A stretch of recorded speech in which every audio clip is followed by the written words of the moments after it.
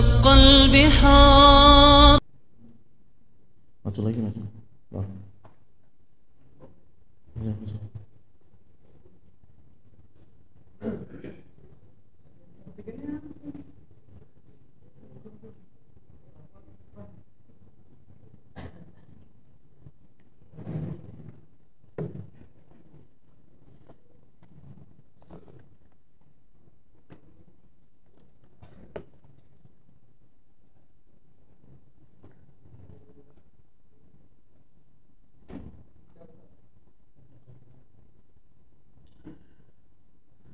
Bismillahirrahmanirrahim. Innal hamdalillah nahmaduhu wa nasta'inuhu wa nastaghfiruh wa na'udzu billahi min shururi anfusina wa min sayyiati a'malina may yahdihillahu fala mudilla lahu wa may yudlil fala hadiya lahu wa asyhadu an la ilaha illallah wahdahu la syarika lahu wa asyhadu anna Muhammadan abduhu wa rasuluh amma ba'du.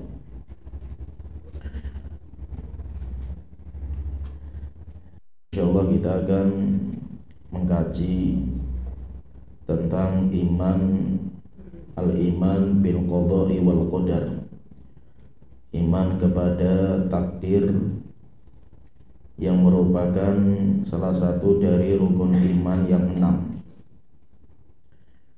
Dan kita ambil pembahasan kitab ini atau pembahasan kita dari kitab Al-Iman bil Qada'i wal Qadar yang ditulis sama Syekh Muhammad bin Ibrahim Al-Hamad dan diberikan muqaddimah sama Syekh Abdul Aziz bin Abdullah bin Baz. Dan kita tidak akan mengkaji kitab itu semua, yaitu kita baca. Silakan nanti dibaca, banyak di PDF, bisa di-download. Kita hanya menyampaikan intisari pembahasan kitab ini. Kita ambil dari khotimahnya, penutup. Beliau meringkaskan isi kitab itu di akhir pembahasan di halaman 189. Sudah kita fotokopikan dan alhamdulillah sudah diterjemahkan inti dari pembahasan kitab ini sama Ustadz Muhaimi dan alhamdulillah bisa dibaca. Kalau kita sekarang di sini kita akan membahas bahasa Arabnya. Kita baca bahasa Arab. Yang bahasa Indonesia itu buat murojaah saja. Kalau menerjemahkan kita itu masih bingung kosakatanya apa, itu di situ sudah dimudahkan. Iqra, Muhammad Iqra.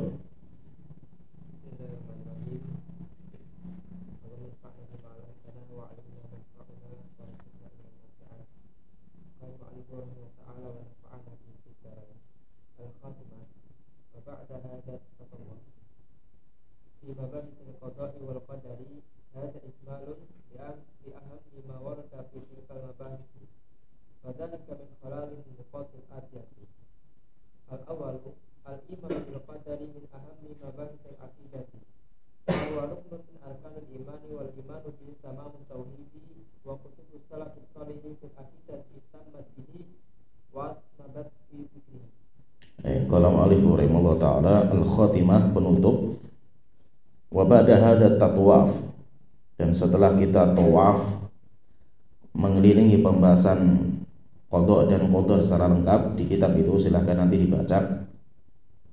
Fi mabahithil qada'i wal qadar, pembahasan tentang qada dan qadar. Hadza ijmalun li ahammi ma warada fi tilkal mabahith.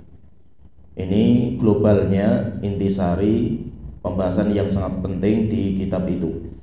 Wa dzalika min khilali niqatil atiyati, dan intinya ada beberapa poin. Poin yang pertama, al-imanu bil qadari min ahammi mabahithil aqidati. Iman kepada takdir merupakan pembahasan yang sangat penting dalam bab akidah. Fahuwa rukunun min arkanil iman, bahkan itu termasuk salah satu dari rukun iman. Wal imanu bihi tamamu tauhid, dan beriman kepada takdir merupakan kesempurnaan tauhid. Wa kutubu salafis sholihi fil aqidati ihtammat bihi, dan kitab-kitab ulama salaf saleh kita sangat perhatian terhadap pembahasan iman terhadap takdir. Wa aqnabat fi dzikrihi, aqnabat dan telah panjang lebar menyebutkannya.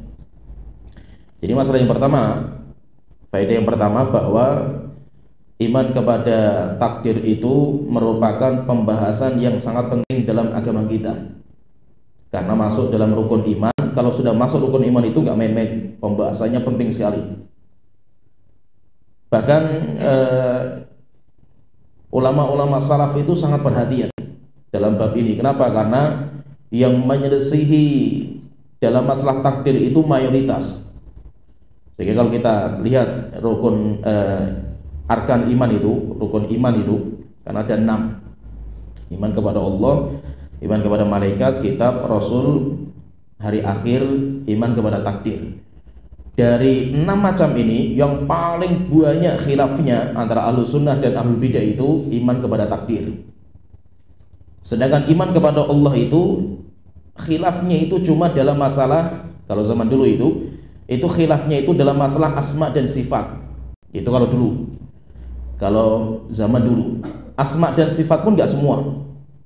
Khilaf paling panjang itu dalam mimbabi sifatillah, sifat-sifat Allah Ta'ala. Yang menjadi sifat Allah, nama Allah itu sedikit. Kalau zaman sekarang itu yang paling banyak itu penyelesaian dalam uluhiyah Allah Ta'ala.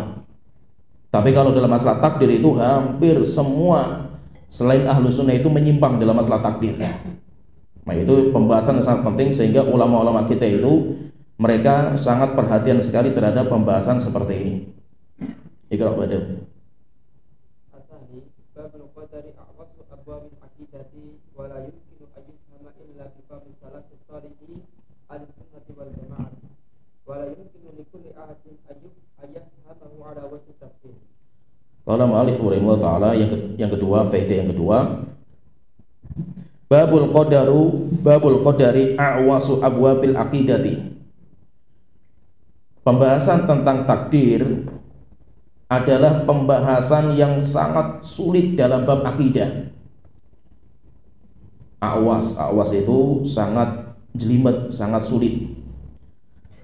Jadi di antara pembahasan rukun iman itu yang paling susah itu pembahasan masalah takdir. Kalau pembahasan malaikat, pembahasan rasul, pembahasan hari akhir itu mudah. Tetapi kalau pembahasan takdir itu pembahasan yang sangat jelimet. Wala yumkinu an yufham illa bi fahmi salafis saleh. Maka itu ketika pembahasan takdir itu pembahasan yang sangat sulit, tidak akan bisa difahami takdir itu kecuali dengan pemahaman ulama-ulama salaf kita, yaitu ulama-ulama ahlu sunnah wal jamaah. Kenapa? Karena mereka yang paling faham Al-Quran dan paling faham hadis Rasulullah SAW, dan mereka langsung dididik sama Rasulullah SAW, sehingga mereka itu yang paling faham masalah takdir. Itu saja mereka itu banyak diam. Mereka itu banyak diam masalah takdir. Bukan berarti mereka itu orang bodoh. Mereka itu sangat faham. Dan terkadang itu pemahaman mereka itu mengharuskan mereka untuk diam dalam banyak masalah. Kenapa? Karena mereka itu orang yang sangat hati-hati. Sehingga tidak akan bisa orang memahami takdir kecuali dengan pemahaman salaf. Kalau dengan pemahaman kholaf, pemahaman setelah sahabat, maka banyak penyimpangan. Kenapa? Karena memang masalah takdir itu sangat rumit kita terima. Susah sekali kita terima dalam akal kita itu. Semuanya ditakdirkan, padahal kita suruh beramal. Kan kita suruh beramal. Kita kalau berbuat dosa kita diazab di neraka jahanam. Kalau kita itu beribadah, kita paksa diri kita untuk ibadah, kita masuk surga. Padahal semuanya sudah ditakdirkan. Kok rumit sekali seperti ini pembahasannya kan itu. Kenapa? Seakan-akan kita kumpulkan dua sesuatu yang kontradiksi. Katanya semuanya sudah ditakdirkan. Yang kedua, terus ngapain kita itu kalau berbuat dosa, padahal dosa ditakdirkan, kita diazab. Berarti kan Allah zalim sama saya itu. Sehingga ketika pembahasan takdir itu pembahasan yang rumit, karena harus gabungkan semua dalil, semua analogi itu harus gabungkan jadi satu, sehingga pembahasan ini paling rumit. Maka tidak akan benar pemahaman orang dalam masalah takdir kecuali kembali kepada pemahaman salaf. Kalau sudah kembali ke akal, menyimpang. Karena tidak akan bisa akal itu memahami masalah takdir Allah Ta'ala. Wala yumkin likulli ahadin ay yafhamahu ala wajhi tafsil. kita sudah kembali ke salaf saja itu tidak mungkin ada orang yang bisa mengetahui secara detail masalah takdir. Nah itu Rasulullah itu banyak mendiamkan dalam masalah takdir itu, dan Rasulullah bahkan terkadang itu melarang membicarakan masalah takdir, nanti akan kita sebutkan. Sehingga pembahasan takdir itu pembahasan yang sangat sulit, pembahasan yang sangat susah, dan banyak orang yang menyimpang. Kenapa? Karena dia itu mengedepankan akal daripada wahyu, dan syaitan itu akan menjerumuskan manusia itu dengan banyak pertanyaan. Dan itu sudah disebutkan sama Rasulullah SAW. Rasulullah mengatakan kepada Abu Hurairah, "Innan nasan ya'tunaka." Wahai Abu Hurairah, nanti orang-orang datang kepada kamu, bertanya kepada kamu, "Man khalaqa kadza?" Siapa yang menciptakan ini? Siapa yang menciptakan ini? Sampai akhirnya nanti mereka mengatakan, siapa yang menciptakan Allah? Kalau semuanya Allah menciptakan, terus yang menciptakan Allah itu siapa itu? Akhirnya Rasulullah mengatakan, kalau sudah sampai pertanyaan seperti ini, berdirilah kalian itu dari majelis itu dan lempar ke muka orang yang bertanya itu dengan kerikil-kerikil. Abu Hurairah itu sampai nggak pernah ngeh kalau ada orang tanya siapa yang akan menciptakan Allah Ta'ala itu. Sampai sebuah zaman beliau masih hidup, di mana orang itu, kabilah-kabilah itu datang, utusan itu datang dari berbagai macam penjuri itu datang kepada beliau bertanya, siapa yang menciptakan ini? Allah. Siapa yang menciptakan ini? Allah. Sampai akhirnya terus siapa yang menciptakan Allah Ta'ala? Akhirnya Abu Hurairah mengatakan, kumu, sodaqah Rasulullah, berdiri kita semua, bubar. Benar sekali apa yang disampaikan sama Rasulullah SAW, bahwa nanti ada orang yang akan bertanya seperti ini. Dan itu kenapa? Karena syaitan itu akan bertanya terus di pikiran kita. Kenapa? Dan itu syubhatnya syaitan dalam masalah takdir. Oleh itu Imam Al-Qayyim rahimahullah ta'ala dalam kitab Syifaul Alim mengingatkan, dalam masalah takdir itu jangan kita bertanya limadza, karena itu syaitoniyah. Itu pertanyaan syaitan seperti itu. Limadza, kenapa? Kenapa Allah menciptakan ini? Kenapa Allah memberikan hidayah kepada ini? Kenapa? Dalam masalah takdir itu apa? Samina wa ta'na. Semakin kita itu bertanya masalah takdir dengan kenapa, yaitu masalah hikmah Allah Ta'ala, maka syaitan itu semakin terbuka untuk menyesatkan seseorang masalah takdir. Sehingga pembahasan ini pembahasan paling rumit. Maka kita kembali kepada akidah Ahlus Sunnah wal Jamaah. Asal itu al-qadaru wa taqdirullah lil kainati hasba ma sabaqa bi ilmuhu waqtadat hikmatuhu. Qala mu'allif rahimahullah ta'ala, poin yang ketiga, al-qadaru huwa taqdirullahi lil kainati.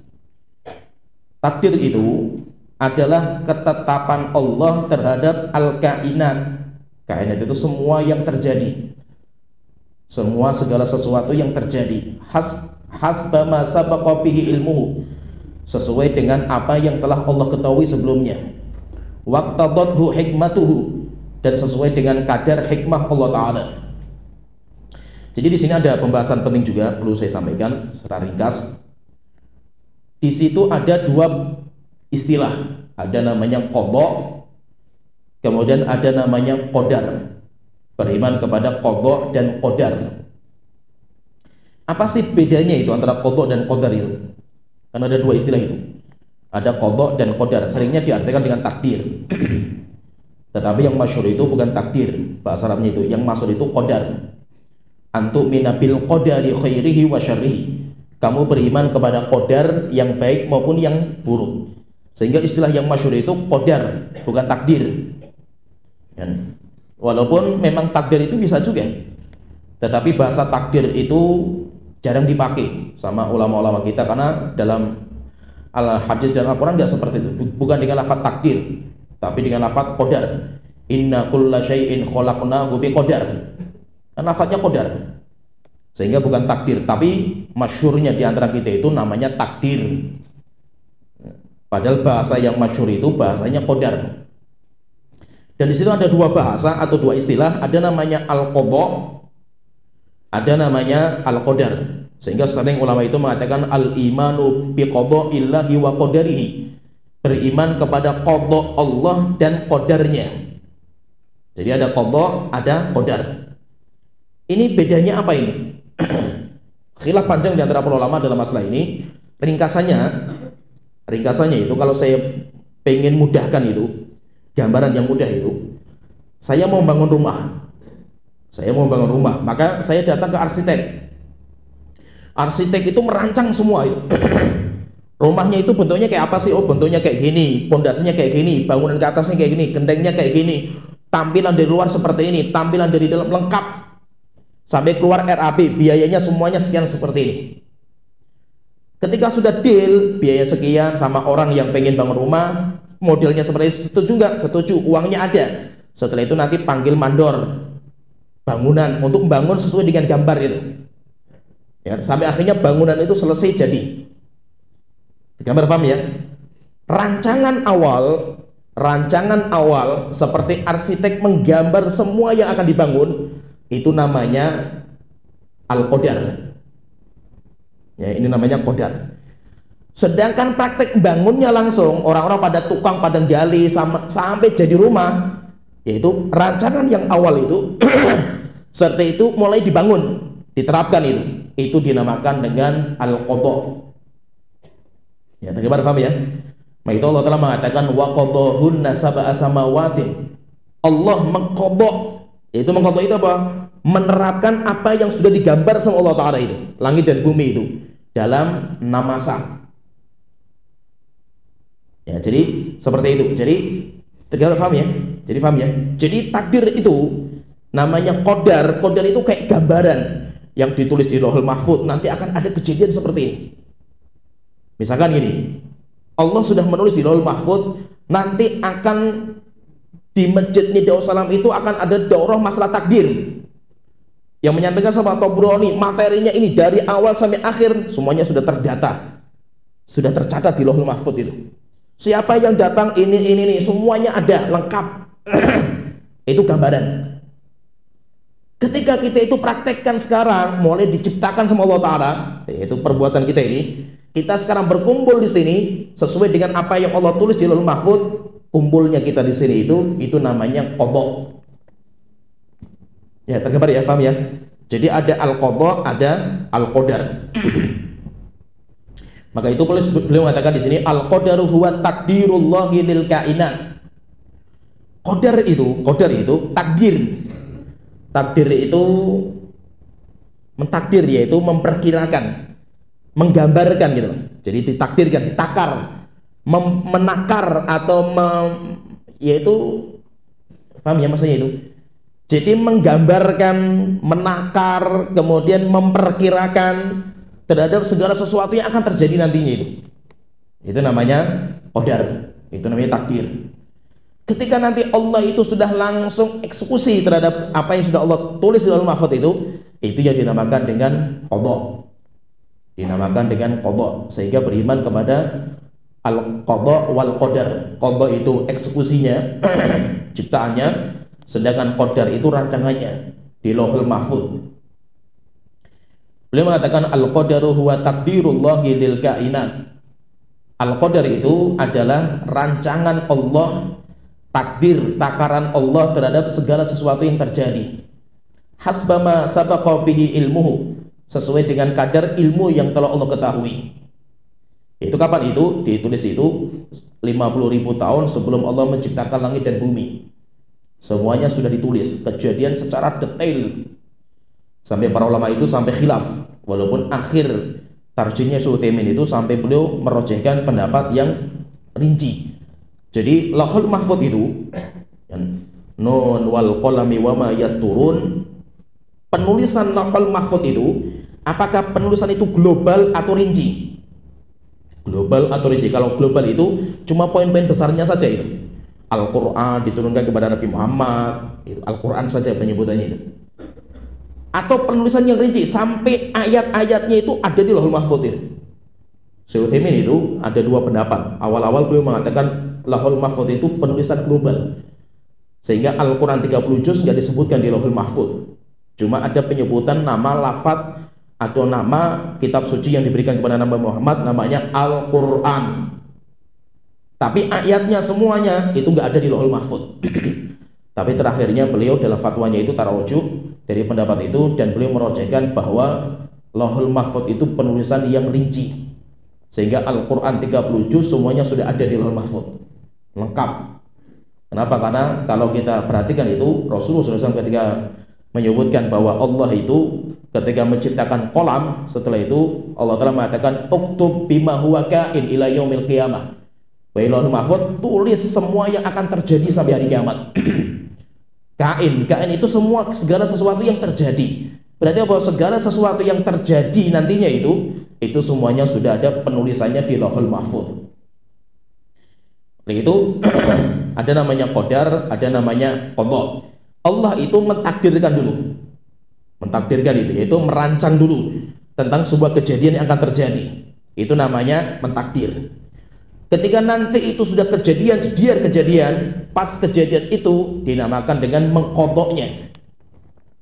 Ya paham ya? Jadi ada mentakdir, merancang, kemudian ada mengqadanya. Qadanya itu menyempurnakan rancangan, membikin rancangannya itu. Iqra ba'dahu.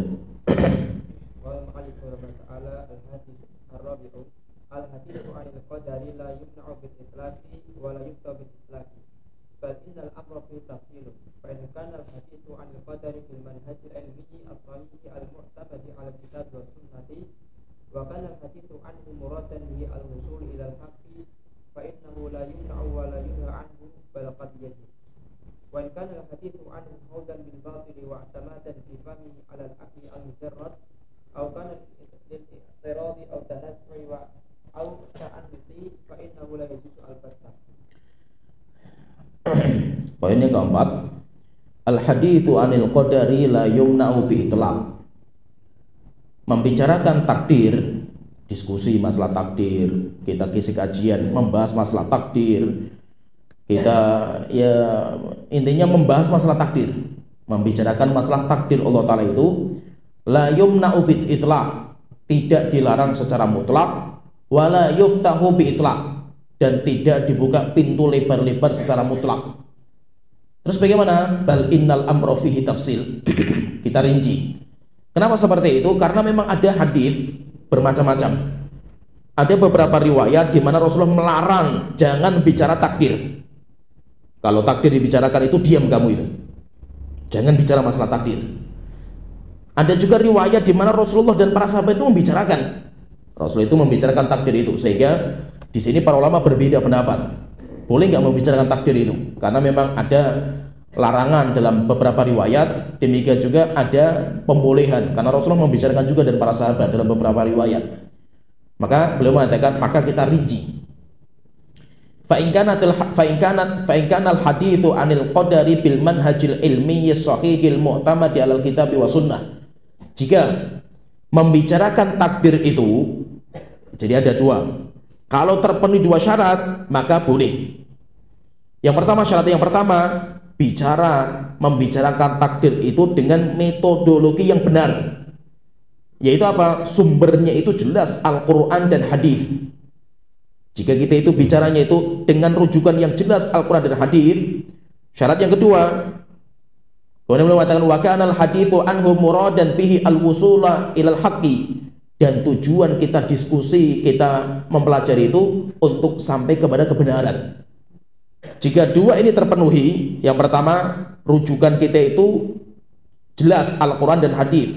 Yang kedua, tujuan kita itu untuk mencari kebenaran, al-haq yang kita tuju. Fa innahu la yumna wa la yunha anhu.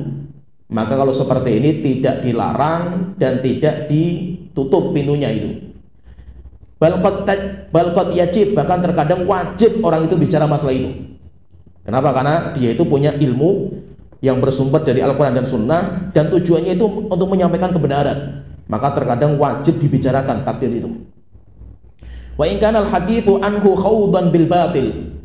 Tetapi kalau membicarakan takdir itu khawdan bil batil, dengan kebatilan, yaitu tujuannya itu kebatilan. Wa'tima dan fi fahmihi 'alal aqlil mujarrad, dan ketika membicarakan takdir itu standarisasinya itu cuma pakai akal semata. Rujukannya apa? Rujukannya akal. Au kana lil i'tiradi, atau tujuannya itu untuk membantah hikmahnya Allah Ta'ala. Awit tanazu, atau untuk saling bantah-bantahan. Awit ta'annud, atau sesuatu yang gak ada manfaatnya. Fa innahu la yajuzul batah, seperti ini tidak dibolehkan. Intinya di sini berarti bicara tentang takdir itu ada dua macam. Kita rinci menjadi dua macam. Yang pertama, terkadang boleh, bahkan wajib, jika memang dengan metodologi yang benar.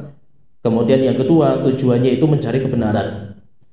Yang kedua, terkadang hukumnya haram, tidak dibolehkan. Yang terbaik diam, jika memang majelisnya itu majelis batil, apalagi yang membicarakan itu pakai logika akal, tujuannya bukan untuk mencari kebenaran, tapi tujuannya itu tujuan-tujuan yang lainnya itu, maka hukumnya haram. Kenapa kita rinci seperti ini? Karena memang ada larangan, ada beberapa hadis yang melarang, ada juga prakteknya Rasulullah dan para sahabat itu membicarakan. Contohnya misalkan hadis yang menunjukkan larangan. Rasulullah SAW dari Abdullah bin Mas'ud radhiyallahu anhu, Rasulullah SAW beliau bersabda, "Idza dzukira ashabi fa'amsiku." Jika sahabatku disebut, diamlah kalian. Yaitu apa? Jangan mencela para sahabatku. Wa idza dzukira nujumu fa'amsiku. Jika ilmu perbintangan itu disebut, diamlah kalian. Yaitu jangan ikut nimbrung dalam masalah perbintangan. Wa idza dzukiral qadaru fa'amsiku. Jika disebutkan takdir, diamlah kalian. Berarti apa? Tidak boleh kita itu ikut bicara masalah takdir kalau takdir disebutkan. Coba lagi hadis yang kedua. Hadisnya tadi sahih disebutkan Syalbani. Hadis yang kedua contohnya juga. Rasulullah SAW itu pernah beliau itu keluar, yaitu keluar ke masjid, yaitu Rasulullah itu di rumah mendengar para sahabat sedang ribut masalah takdir. Sehingga ada yang ini bawa ayat ini, yang satu bawa ayat, sampai ribut, sampai mau kelahi mereka itu. Akhirnya Rasulullah SAW itu keluar ke masjid dalam kondisi merah muka beliau. Rasulullah marah sekali ketika mendapatkan para sahabat itu ribut dalam masalah takdir ini. Merahnya wajahnya Rasulullah itu kayak buah delima, yaitu sudah pecah buah delimanya itu. Sampai Rasulullah SAW kemudian beliau mengatakan, "Abi hadza umirtum." Apakah dengan seperti ini kalian itu diperintahkan? Ambi hadza ursiltu ilaikum. Apakah dengan tujuan seperti ini saya diutus kepada kalian? Innama ahlaka man kana qablakum hina tanaza'u fi hadzal amr. Sesungguhnya binasanya umat-umat sebelum kalian itu ketika mereka ribut dalam perkara seperti ini, dalam perkara masalah takdir ini. Azimtu alaikum alla tunazi'u fihi. Saya perintahkan kepada kalian jangan ribut masalah takdir. Berarti dua riwayat ini seakan-akan melarang tidak boleh kita itu bicara masalah takdir. Tapi kita lihat prakteknya itu para sahabat, demikian juga Rasulullah pun membicarakan masalah takdir. Rasulullah SAW dari hadis Suraqah bin Malik, dia datang ke Rasulullah SAW, kemudian beliau bertanya, "Ya Rasulullah, bayyin lana dinana." Tolong jelaskan agama kami. Ka'anna khuliqnal ana. Seakan-akan kita itu baru diciptakan, baru lahir dari perut ibu kita itu. Kita dapat hidayah, alhamdulillah itu.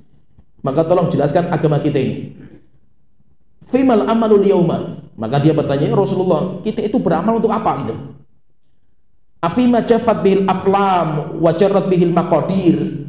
Apakah kita itu beramal sesuai dengan apa yang sudah ditulis di Lauhul Mahfuz, yang mana pena itu sudah kering, demikian juga takdir-takdir Allah sudah selesai ditulis itu. Apakah kita itu beramal dengan itu gitu? Amfima nastakbil, atau kita beramal itu untuk sesuatu yang akan datang, yaitu sesuai dengan ikhtiar kita itu, kehendak kita itu. Kita itu beramal itu apa gitu? Apakah itu takdir Allah atau ini karena ya kehendak kita sendiri gitu? Maka Rasulullah SAW la, tidak wahai Suraqah, tidak. Bal fima jaffat bihil aqlam wa jarrat bihil maqadir. Kita beramal itu sesuai dengan apa yang sudah kering dalam pena takdir, dan sesuatu yang sudah digoreskan semuanya dalam takdir Allah Ta'ala. Qala, kemudian dia bertanya, fafimal amal. Kalau kita itu mengamalkan yang sudah Allah tulis di Lauhul Mahfuz, sudah ditakdirkan, terus ngapain kita itu harus capek-capek beramal wahai Rasulullah? Maka Rasulullah mengatakan, bersabda, i'malu fakullun muyassarun lima khuliqa lahu. Berusahalah kalian, karena setiap kalian itu akan dimudahkan sesuai dengan takdir masing-masing. Berarti apa? Ini pembicaraan takdir nggak main-main loh, ini masalah rumit ini. Dan sahabat ini tanyanya juga nggak main-main itu.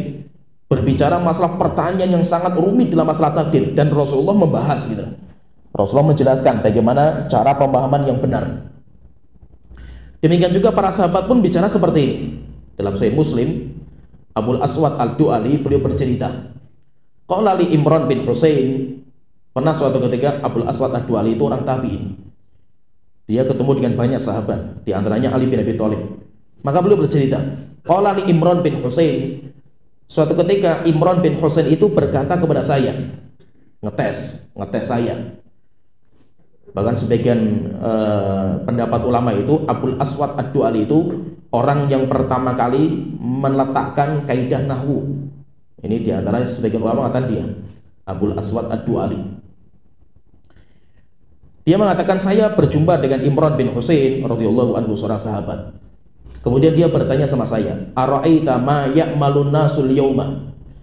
Wahai Abul Aswad, saya ingin bertanya, yang dikerjakan oleh manusia sekarang itu wayabdahuna fihi, dan mereka itu capek, susah, lelah, letih dalam usaha mereka itu. Saya ingin bertanya, asyai'un qudiya alaihim, apakah itu usaha mereka itu terhadap sesuatu yang sudah Allah takdirkan kepada mereka, wa madha alaihim min qadri ma sabaqa, dan sesuai dengan takdir yang sudah ditulis di Lauhul Mahfuz, au fi ma yustaqbaluna bihi, atau mereka itu bekerja untuk sesuatu masa depan mereka, mimma atahum bihi nabiyuhum wa thabatat al-hujjatu alaihim, yaitu sesuatu yang baru bagi mereka sehingga mereka itu usaha semampu mereka itu. Akhirnya saya ketika dites seperti ini, saya mengatakan bal syai'un qudi alaihim, enggak wahai Imran bin Husain, itu takdir. Apa yang mereka kerjakan oleh manusia sekarang itu takdir Allah Ta'ala, bukan sesuatu yang belum ditakdirkan sehingga mereka berjuang sekehendak mereka, bukan. Setelah itu dia tanya lagi, faqala, kemudian dia bertanya, afala yakunu dzulman, kalau seperti ini berarti Allah itu zalim enggak? Fafazitu min dzalika faza'an syadidan. Ketika saya dites dengan pertanyaan seperti ini, saya goncang hati saya itu, berdebar itu. Kenapa? Karena ini pertanyaan yang rumit, masalah zalim itu, yang nanti akan kita kaji masalah zalim ini. Berarti Allah zalim enggak? Si ini kaya, si ini miskin. Ini usahanya Masya Allah mati-matian tapi dapat duit sedikit. Ini orang malas kerja tapi duitnya banyak itu. Zalim enggak berarti itu? Akhirnya beliau mengatakan fafazitu min dzalika faza'an syadidan. Langsung saya ketika ditanya seperti ini langsung goncang hati saya itu. Akhirnya saya mengatakan kullu syai'in khalaqallah, kullu syai'in khalqullah wa milku yadihi. Kan semua itu adalah milik Allah, semuanya itu adalah ciptaan Allah Ta'ala, sehingga semuanya bebas bagi Allah Ta'ala. Fala yus'alu amma yaf'al wa hum yus'alun, dan Allah itu enggak layak ditanya kenapa.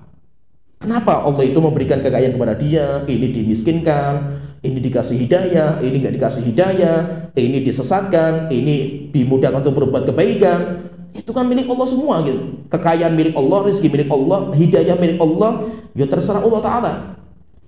Dan Allah nggak layak untuk ditanya kenapa, dan kenapa. Maka saya kata dari awal itu, kenapa itu syaitoniyah. Pertanyaan syaiton itu kenapa? Karena Allah nggak layak untuk ditanya kenapa. Wa hum yus'alun, mereka lah yang nanti akan ditanya oleh Allah, kenapa kamu beramal seperti ini. Faqala li, ketika saya menjawab seperti itu, maka Imran bin Husain mengatakan kepada saya, yarhamukallah, semoga Allah merahmati kamu. Inni lam urid bima sa'altuka illa li ahruza aqlaka. Saya tidak bertanya masalah ini kepada kamu kecuali saya itu pengen menjaga otak kamu itu, supaya apa? Otak kamu itu tidak dimasuki oleh syaitan. Karena banyak sekali kerusakan masalah iman kepada takdir itu karena otak manusia itu dipermainkan sama syaitan dengan pertanyaan kenapa, dan kenapa. Sampai akhirnya nanti larinya apa? Berarti Allah itu zalim. Kenapa si A kasih hidayah? Kenapa si B disesatkan? Kenapa Abu Bakar kok diberikan hidayah sampai beriman? Abu Jahal enggak diberikan hidayah sehingga Abu Jahal itu kafir. Setelah itu nanti Abu Jahal itu diazab di neraka jahanam. Berarti kan Allah zalim kan itu. Nah, pertanyaan kenapa itu syaitan. Dan itu yang menjadi metode syaitan untuk merusak otak manusia. Maka beliau bertanya seperti itu untuk menjaga supaya otak kamu itu enggak rusak dengan syaitan-syaitan yang nanti akan bertanya seperti ini. Berarti kalau kita perhatikan, berarti pembicaraan masalah takdir itu zaman dulu sudah biasa. Sahabat itu membahas masalah takdir. Demikian juga Rasulullah pun juga bicara masalah takdir. Maka itu pembicaraan tentang takdir itu boleh selama dengan dua persyaratan tadi, yaitu rujukannya jelas Al-Quran dan Sunnah. Yang kedua, memang itu tujuannya adalah untuk mencari kebenaran. Tetapi kalau berbicara masalah takdir itu cuma bergantung kepada akal semata, apalagi tujuannya bukan untuk mencari kebenaran, maka itu hukumnya dilarang. Maksud. Qala rahimahullah, al-khamisu al-iman bil qadari yusiru thamaratin dalilatan 'ala al-afradi wal mujtami'ati fid dunya wal akhirah. Yang kelima, poin yang kelima, al-imanu bil qadari yuthmiru thamaratin jalilatan 'alal afradi wal mujtama'ati fid dunya wal akhirati. Iman kepada takdir itu akan membuahkan banyak sekali buah-buah yang mulia. Kenapa? Dengan iman kepada takdir itu kita nggak pernah putus asa, kita nggak pernah sedih. Bagi itu orang mukmin itu anti terhadap putus asa. Orang mukmin itu anti terhadap kesedihan. Orang mukmin itu ketika mereka ditimpa kenikmatan, mereka bersyukur. Karena kenikmatan itu datangnya dari Allah Ta'ala. Ketika mereka ditimpa musibah, mereka bersabar. Karena mereka tahu musibah itu datangnya dari Allah Ta'ala. Nah itu orang mukmin itu menakjubkan. Sampai Rasulullah mengatakan, ajaban li amril mukmin. Sangat menakjubkan perkaranya orang mukmin. Inna amrahu kullahu lahu khair. Karena semua kejadian yang menimpa seorang muslim, mukmin semuanya baik. Wala yakunu dzalika illa lil mu'min. Dan itu nggak mungkin terjadi kecuali bagi orang yang beriman. In asobat husarra syakara. Orang yang beriman itu kalau ditimpa kenikmatan dia bersyukur. Fakana khairun lahu, dan itu lebih baik bagi dia. Wa in asobat hudarra sabara. Kalau ditimpa musibah malapetaka mereka bersabar. Fakana khairun lahu, dan itu lebih baik bagi dia. Oleh kita bahwa orang mukmin itu santai kehidupan mereka, nggak pernah stres, nggak pernah gelisah. Kenapa? Karena mereka itu tahu semuanya itu takdir Allah Ta'ala. Kalaupun mereka itu suatu ketika itu gagal, mereka punya cita-cita. Seorang muslim kita punya cita-cita. Kalau seandainya cita-cita yang sudah kita canangkan, kemudian kita sudah berusaha untuk mengejar cita-cita itu, rupanya gagal, seorang muslim itu nggak pernah sedih, biasa mereka itu. Oleh itu Rasulullah memberikan sebuah nasihat penting sekali, dan itu kayak motivator terhebat itu ya Rasulullah SAW. Itu bagaimana kita mengejar cita-cita itu kayak apa itu? Maka Rasulullah memberikan beberapa petunjuk. Ada 5 petunjuk. Yang pertama, ihris ala ma yanfa'uka. Semangatlah untuk mencari yang bermanfaat untuk kamu. Kamu buat cita-cita dulu ini. Apa cita-cita saya itu? Saya pengen masuk surga, saya selamat dari api neraka jahanam, saya menjadi ulama, saya pengen menjadi orang kaya, saya pengen menikah dengan wanita yang cantik. Gak apa-apa, cita-cita kita gitu. Jangan cita-cita itu nanggung gitu. Oleh itu kalau kata Rasulullah itu mengatakan, kalau faida sa'altumullah, kalau minta sama Allah itu minta yang paling tinggi itu, surga pun yang paling tinggi itu. Nah, kita sudah punya cita-cita ini. Cita-cita kita apa itu? Terus bagaimana caranya itu? Harus semangat. Alama yanfa'uka. Pertama itu harus semangat. Selama cita-cita kita itu baik, bermanfaat, maka kita itu semangat untuk mengejarnya. Yang kedua, kalau kita sudah semangat, wasta'in billah. Minta pertolongan kepada Allah Ta'ala. Jangan bergantung dengan kekuatan kita, tapi kita itu minta bantuan sama Allah Ta'ala. Yang ketiga, wala ta'jiz. Dan jangan mudah untuk mutung. Jangan mutungan, jangan nyerahan. Setiap ada masalah mutung, ada masalah mutung. Enggak, para muslim enggak seperti itu. Wa in asabaka syai'un fala taqul law anni fa'altu kadza lakana kadza. Kalau memang rupanya yang terjadi hasilnya itu nggak seperti apa yang kita cita-citakan, jangan sekali-kali kita mengatakan jikalau, menyesali. Seandainya, kalau seandainya, jikalau saya nggak seperti ini, nggak mungkin kejadian seperti ini. Jangan, tutup pintu itu dalam hati seorang muslim. Kemudian yang kelima, yang terakhir, tapi apa yang kita jadikan ucapan kita itu qadarullah wa ma syaa fa'al. Itu adalah takdir Allah, dan kalau sudah Allah takdirkan pasti akan terjadi. Maka seorang muslim itu santai saja itu. Dia nggak pernah stres terhadap apa yang menimpa gitu. Kenapa? Karena semuanya itu terjadi karena takdir Allah Ta'ala. Maka itu orang beriman kepada takdir itu luar biasa.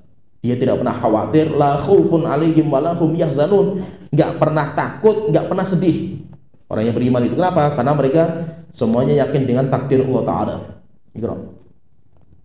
Qala Rasulullah Ta'ala as-sadiqu al-iman bil qadari dalla 'alaihi al-kitab wa sunnah wal ijma' wal fitrah wal aql wal his. Poin yang keenam, iman kepada takdir itu al-imanu bil qadari dalla 'alaihi al-kitab wa sunnatu wal ijma' wal fitratu wal aql wal his. Beriman kepada takdir itu telah ditunjukkan dalilnya itu ada pada Al-Quran, ada pada hadis, ada pada ijma, ada pada fitrah, ada pada akal, ada juga pada his, indra, dan semuanya menetapkan tentang takdir Allah Ta'ala. Tetapi kalau kita berbicara masalah takdir itu, ya jadi takdir itu semuanya ada. Jadi dalil masalah takdir itu ada, ya kalau dihitung itu berarti ada 6 dalil. Al-Quran, hadis, ijma, fitrah, akal, indra. Jadi ada 6 dalil yang menyebutkan bahwa takdir itu ada. Dan nggak mungkin itu kita bisa menolak takdir itu. Apalagi Al-Quran dan Sunnah banyak, ijma ulama, fitrah kita menetapkan itu, takdir itu ada. Akal juga, kenapa? Karena banyak kejadian yang kita itu nggak mengira itu, dan itu akan terjadi gitu. Itu kita itu kayak nggak pernah sadar, tapi itu terjadi itu. Kita bergetar tubuh kita itu. Kemudian kita menikah, kok bisa-bisanya kita menikah dengan itu gitu. Kita punya anak, kok bisa anaknya laki-laki dan perempuan? Siapa yang membuat kan itu? Kan semuanya dari Allah Ta'ala, takdir Allah Ta'ala gitu. Kemudian his, indra kita juga merasakan seperti itu. Namun kalau kita bicara masalah tentang rukun iman, yaitu kalau takdir itu masuk dalam rukun iman itu, memang di Al-Quran itu nggak disebutkan secara berurutan. Kullun amana billahi. Nggak ada satu ayat yang menjelaskan iman kepada Allah, malaikat, kitab, rasul, hari akhir, takdir. Itu nggak ada dalam Al-Quran. Ayat seperti ini nggak ada. Ada ayat menyebutkan kullun amana billahi wa malaikatihi. Semuanya beriman kepada Allah, malaikat, kitab, rasul. Ada masuk, tapi takdir nggak dimasukkan. Maka itu kalau kita itu ingin mengetahui iman, rukun iman itu ada 6, termasuk takdir masuk, itu cuma dalam hadis. Rasulullah ketika ditanya, ya Rasulullah, sama malaikat Jibril, akhbirni anil iman, kabarkan kepada saya tentang iman. Iman itu apa? Maka Rasulullah mengatakan antu'mina bil qadari, antu'mina billahi wa malaikatihi wa kutubihi wa rusulihi wal yaumil akhir wa tu'mina bil qadari khairihi wa syarrihi. Kamu beriman kepada Allah dan malaikat dan kitab dan rasul dan hari akhir, dan kamu beriman kepada takdir yang baik maupun yang buruk. Kenapa kok iman kepada takdir itu diulang lagi kalimat imannya itu? Ya. Kamu beriman kepada Allah dan malaikat. Penyebutan malaikat iman gak disebutkan itu.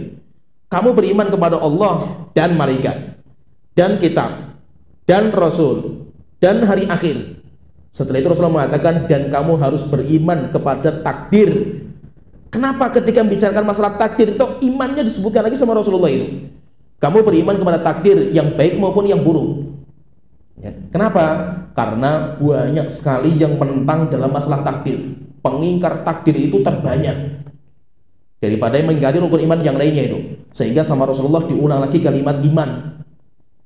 Pertanyaan, kenapa kok iman sama takdir itu nggak disebutkan dalam Al-Quran secara berurutan? Iman kepada Allah, malaikat, sama takdir itu nggak disebutkan. Karena iman kepada takdir itu masuk dalam iman kepada Allah Ta'ala. Oleh itu kata Imam Ahmad, beliau mengatakan al-qadar qudratullah. Kalau kita bicara masalah takdir, kita itu bicara masalah kemampuan Allah Ta'ala itu, kudrahnya Allah Ta'ala. Sehingga apa? Bicara masalah takdir itu seperti membicarakan tentang zatnya Allah Ta'ala. Karena takdir itu termasuk perbuatan Allah Ta'ala. Dan Allah mentakdirkan, Allah berbuat untuk menakar segala sesuatu itu. Sehingga takdir itu termasuk perbuatan Allah Ta'ala. Gitu. Qala Rasulullah Ta'ala as-sabiu al-iman bil qadar yakum ala arba'ati arkan tusamma maratib al-qadari wa hiya al-ilmu wal kitabatu wal masyiatu wal khalqu. Poin yang ketujuh, al-imanu bil qadari yakumu ala arba'ati arkan. Beriman kepada takdir itu tegak di atas 4 rukun. Tidak akan sah iman kita kepada takdir sampai kita beriman kepada 4 rukun ini. 4 rukun ini dinamakan dengan maratibil qadar, tingkatan-tingkatan takdir. Dan itu ada 4, al-ilmu wal kitabatu wal masyiatu wal khalqu. Yang pertama ilmu Allah Ta'ala. Yang kedua kitabah, penulisan Allah Ta'ala. Kemudian yang ketiga al-masyiah, kehendak Allah Ta'ala. Kemudian yang keempat al-khalqu, penciptaan Allah Ta'ala. Ilmu, penulisan, kehendak, penciptaan. Kalau ini dalilnya banyak sekali dalam Al-Quran itu. Sehingga kalau kita itu beriman sama takdir, Kita itu harus beriman kepada 4 perkara ini. Maksudnya apa? Contohnya misalkan gini. Ada orang kecelakaan, jedier misalkan itu. Saya qadarullah kecelakaan, jedier. Ketika kecelakaan, saya harus beriman bahwa kecelakaan saya itu terjadi karena takdir Allah Ta'ala. Pertanyaan, maksudnya kecelakaan itu terjadi karena takdir Allah itu maksudnya apa gitu? Maksudnya itu yang ada 4. Yang pertama maksudnya itu Allah itu sudah mengetahui kejadian kecelakaan ini sebelum terjadi. Ini yang pertama. Yang kedua, Allah sudah menulis kejadian kecelakaan ini di Lauhul Mahfuz 50.000 tahun sebelum Allah menciptakan langit dan bumi, sudah ditulis. Yang ketiga, Allah menghendaki kejadian itu terjadi. Kalau Allah nggak berkehendak, nggak mungkin terjadi kejadian ini. Yang keempat, Allah menciptakan kejadian ini. Jadi tabrakan sampai akhirnya kita itu jatuh, misalkan saya meyakini bahwasanya kejadian tabrakan itu adalah makhluk ciptaan Allah Ta'ala. Sehingga orang yang beriman sama takdir harus beriman kepada 4-4-nya ini. Siapa yang beriman kepada 4 perkara ini, maka dialah ahlu sunnah wal jamaah. Karena ahlu sunnah menetapkan 4-4-nya.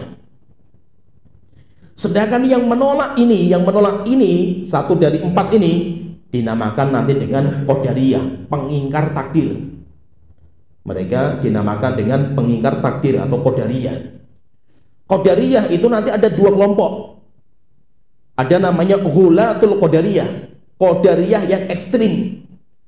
Dan mereka sudah kafir. Mereka kafir. Qadariyah yang ekstrim, dan itu awal-awal, dan itu inqaradu, mereka sudah hilang. Yaitu mazhabnya mereka, akidah yang ekstrim itu sudah nggak ada. Karena itu awal kali muncul qadariyah itu akidahnya ini, ekstrim. Mereka mengatakan innal amra unfun. Sebuah kejadian itu baru bagi Allah Ta'ala. Allah tidak mengetahui sebelum terjadi. Mereka itu ngingkari, yaitu yang ekstrim itu apa? Ngingkari ilmu dan kitabah. Siapa yang mengingkari ilmu Allah dan penulisan Allah di dalam mahfuz, kafir. Dia kafir.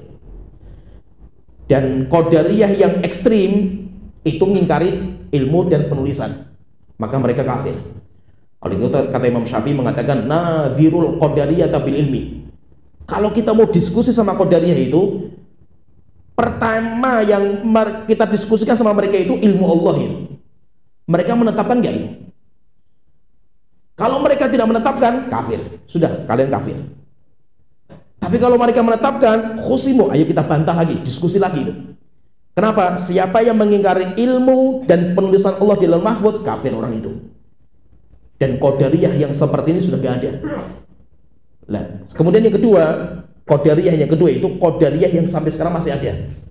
Yaitu yang menetapkan ilmu Allah, penulisan Allah, tapi mengingkari masyiatullah dan khalqullah. Allah berkehendak dan Allah menciptakan. Mereka ngingkari 2 yang terakhir ini. Terus bagaimana hukum mereka itu? Mereka ahlul bidah, tapi mereka masih muslim. Ya, paham ya? Mereka itu orang menyimpang akidah mereka, tapi mereka masih muslim. Kalau mengingkari ilmu dan penulisan Allah, kafir. Tapi kalau masih menetapkan ilmu dan penulisan Allah, mereka masih muslim. Tapi kalau dia menolak masyiah kehendak Allah dan penciptaan Allah, maka mereka itu ahlul bidah. Dan qadariyah sekarang itu yang ngingkari 2 ini. Sehingga ketika mereka ditanya, orang yang berzina, Allah kehendaki enggak? Mereka mengatakan enggak. Allah tahu enggak? Tahu Allah Ta'ala. Allah sudah tahu kalau si fulan itu mau berzina. Sudah ditulis dalam mahfuz enggak? Allah sudah. Tapi Allah kehendaki enggak? Enggak. Masa Allah menghendaki sesuatu dosa dan maksiat? Kan Allah nggak cinta sama dosa dan maksiat kan itu.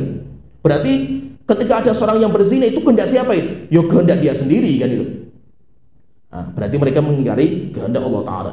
Kalau ditanya kedua, berarti perzinahan seseorang itu makhluk atau bukan itu? Maka mereka katakan enggak, bukan makhluk. Ya, itu bukan makhluk, itu perbuatan hamba. Dan itu bukan makhluk. Maka mereka ahlul bidah, karena mengingkari kehendak Allah dan penciptaan Allah Ta'ala. Tapi mereka masih muslim. Iqra. Qala rahimahullah ta'ala asabinu af'al ibadi dakhilatun fi umumi khalqi azza wa jalla wa la yakhruju an dhalika wa la yukhriju an dhalika al-umumi syai'un. Poin yang ke-8, af'alul ibad dakhilatun fi umumi khalqihi. perbuatan hamba masuk dalam keumuman syai'. Allahu khaliqu kulli syai'in. Allah menciptakan segala sesuatu, syai' itu segala sesuatu. Dan perbuatan hamba itu masuk dalam keumuman syai'. Sehingga apa? Perbuatan hamba itu termasuk makhluk yang Allah ciptakan. Wala yukhrijuha an dzalikal umumi syai'un. Tidak ada yang mengeluarkan dari keumuman itu. Oleh itu Nabi Ibrahim mengatakan wallahu khalaqakum wa ma ta'malun. Allah menciptakan kalian wallahu khalaqakum. Allah menciptakan kalian. Kalian itu zat manusia. Kalian itu Allah ciptakan itu. Wa ma ta'malun, dan apa yang kalian kerjakan. Ma, khilaf di antara para ulama, ma itu apa? Apakah ma itu mausuliyah? Yaitu ma itu artinya itu mausuliyah itu yaitu alladzi, atau ma itu yaitu ma itu masdariyah itu. Apa ma itu? Allah menciptakan kalian dan perbuatan kalian. Sama saja, apakah Allah menciptakan kalian dan apa yang kalian perbuat? Jadi ma itu apa itu? Intinya itu ulama mengatakan bahwa ma itu sesuatu yang keluar dari zat. Berarti kalau kita mata, itu zat kita itu, mata, tangan itu zat kita itu. Wallahu khalaqakum, Allah menciptakan kalian, zat kita, mata kita, tangan kita, kaki kita. Wa ma ta'malun, dan hasil karya dari zat kalian itu. Mata melihat, apa yang dilihat sama mata atau mata itu bergerak untuk melihat, itu makhluk. Saya baca Quran, bacaan saya itu makhluk. Bacaan saya loh, suara saya, gerakan lisan saya itu makhluk. Saya sholat, sholatnya saya itu makhluk karena perbuatan. Sehingga perbuatan yang muncul dari zat kita itu semuanya makhluk. Maka ada orang ibadah, ibadah dia itu makhluk. Ada orang berbuat dosa, dosanya dia itu juga makhluk. Pertanyaan, loh kok bisa? Kenapa kok? Kan perbuatan manusia itu kan inisiatif manusia itu. Kan inisiatif kita kan itu. Kita sholat, kehendak siapa itu? Kan itu kehendak kita itu. Orang berbuat dosa, kehendak siapa itu? Ya kehendak dia sendiri gitu. Tapi kenapa kok kita katakan itu makhluk? Maka nanti ada cara menggabungkan bahwa perbuatan manusia itu kasbun lahu, usahanya dia, sehingga dia berhak untuk dibalas. Tetapi khalqan lillah, tetapi itu makhluk ciptaan Allah Ta'ala itu. Jadi yang menjadi iskal itu, fahami di sini. Karena ini yang paling rumit. Oleh itu Suraqah bin Malik kan pertanyaan masalah seperti ini, paling rumit itu. Ketika kita itu berbuat dosa misalkan itu, kita berbuat dosa itu takdir atau tidak itu? Kan kita katakan apa? Itu takdir Allah Ta'ala. Pertanyaan, nah kenapa kita diazab gitu? Kenapa kita diazab? Berarti Allah mentakdirkan saya untuk diazabkan gitu. Nah, maka bagaimana cara menggabungkan antara perbuatan kita itu makhluk ciptaan Allah dan perbuatan kita itu yang usaha kita sendiri gitu. Ya, paham ya? Maka itu apa? Perbuatan hamba itu ada dua penisbatan. Paham ini? Perbuatan manusia itu ada dua penisbatan. Dinisbatkan kepada Allah sebagai sang pencipta karena Allah yang menciptakan perbuatan itu. Dinisbatkan kepada hamba karena hamba itu yang mubashir, yang mengamalkan langsung perbuatan itu. Ya, paham ya? Maka kalau ada seorang hamba dia sholat, berhak untuk dibalas dengan kebaikan. Kenapa? Karena hamba itu yang mengusahakan gitu.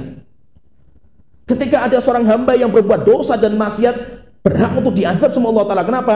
Karena dia yang memilih. Walaupun apa? Apa yang dia pilih, apa yang dia usahakan, baik kebaikan ataupun keburukan, itu semuanya sudah Allah ciptakan. Tergambar nggak? Paham nggak? Ya, paham ya? Terus sisinya bagaimana? Dari mana Allah menciptakan itu? Dari mana gitu? Maka kata Suyuti belum mengatakan perbuatan hamba itu tidak akan muncul kecuali karena dua. Yang pertama iradah, kehendak. Yang kedua qudrah, kemampuan. Kita misalkan kita pengen sholat dan kita mampu, kita punya niatan dan kita mampu, alhamdulillah itu, maka akhirnya sholat itu bisa terpenuhi.